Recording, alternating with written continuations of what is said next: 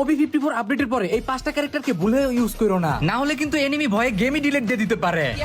এই 5টা ক্যারেক্টারের এখন থেকে 2টা করে কিন্তু অ্যাবিলিটি থাকবে। তাহলে চলো সর্বপ্রথম স্কেলারের কথা বলি। যদি তুমি ফার্স্ট অ্যাবিলিটি চুজ করো, এটার স্কিল ব্যবহার করার পরে এনিমি যেথায় যেথায় যাবে সেখানে কিন্তু এই স্কেলারের স্কিলটা যাইয়া ওয়ালটাই ফাটাই দিবে। আর যদি সেকেন্ড অ্যাবিলিটি চুজ করো তাহলে এটা থেকে কিন্তু বোম বাইরাবে, তুমি যেথায় যেথায় এইম করবা সেখানেই কিন্তু এই বোমটা গিয়ে মারবে। পুরোই বলতে পারো রকি ভাইয়ের মতো একটা ফিল আসবে। অস্কারের যদি ফার্স্ট অ্যাবিলিটিটা ইউজ করো তাহলে এটা থেকে একটা অস্কার না পুরো তিনটা অস্কার বের হবে। আর যদি সেকেন্ড অ্যাবিলিটিটা ইউজ করো তাহলে 8 সেকেন্ড পর্যন্ত কিন্তু দৌড়াতেই থাকবে। পুরোনো কিন্তু তুমি এখন থেকে নিয়ে দৌড়িতে পারবা, এমনকি পুরো 360 ডিগ্রিতেই কিন্তু এটা রোটেশন করতে পারবা। 4 নাম্বার ক্যারেক্টার স্কিল বলার আগে তোমরা যারা টুর্নামেন্ট খেলার জন্য ভালো একটা জায়গা খুঁজতেছো যেখানে প্রাইস পুল অনেক বেশি থাকবে, এমনকি রাত দিন 24 ঘন্টা যে কোনো সময় টুর্নামেন্ট খেলতে চাও, তাহলে যে কোনো ব্রাউজারে গিয়ে সার্চ করো গেম ক্লাব বিডি। হোগং এর প্রথম অ্যাবিলিটিটা যদি ইউজ করো তাহলে কিন্তু ঘাস হওয়ার সাথে সাথে আরেকটা হোগং কিন্তু সামনে থেকে বের হবে, যেটা কিন্তু এনিমিকে কনফিউজ করে দিতে পারে। আর 2 নাম্বার অ্যাবিলিটি ইউজ করার সাথে সাথে তুমি তিনটা হোগং হয়ে যাবা, মানে এনিমি বুঝতেই পারবে না যে তুমি কোনটা। Last not the least, Homer character use করার সাথে সাথে ড্রোন দিয়ে তো এনিমিকে ড্যামেজ দিবেই, তার সাথে সাথে কিন্তু একটা বড় ড্রোন তোমার পার নিচে আসবে, যেটার উপরে চড়ে কিন্তু তুমি